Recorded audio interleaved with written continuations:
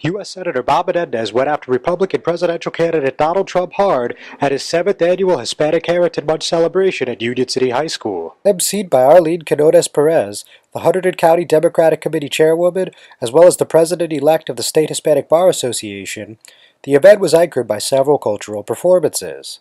Once he took the podium, Menendez wasted little time in going after Trump. We've heard Mexican immigrants called criminals, drug dealers, and rapists.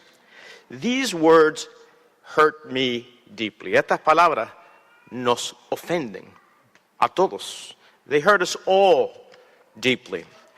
And I cannot and I will not forget them, and none of us should.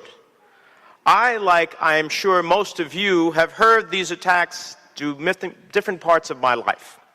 But to hear them from someone who could be so close to the presidency of the United States is despicable.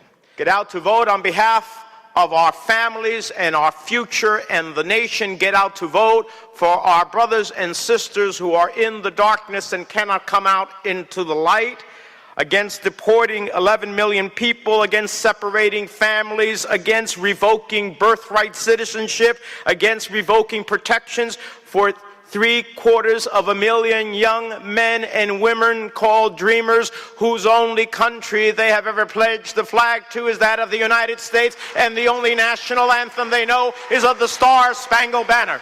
Also emphasizing that Hispanics have went on to achieve high honors in music, acting, politics, and so much more, Menendez said it's time that people live in a country where they can be proud of their heritage.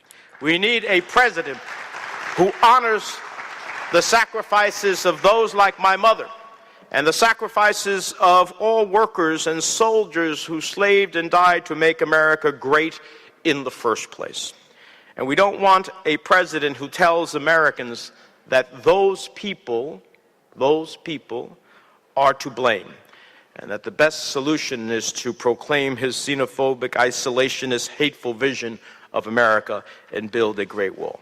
As it turns out, world-renowned chef and entrepreneur Jose Andres, the keynote speaker of the evening who had to join the crowd via FaceTime due to unforeseen circumstances, also has issues with Trump. Andres is embroiled in litigation with the presidential hopeful after refusing to have an eatery built at a Trump hotel in Washington after Trump called undocumented immigrants rapists and criminals.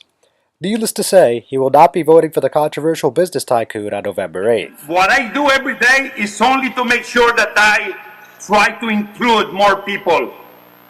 I'm committed to unity, the unity that makes all of us great as Latinos, and making sure that America will always be awesome because our participation in this country that welcome us with their open arms. I'm John Heides with the Hudson County View, the eye of the community.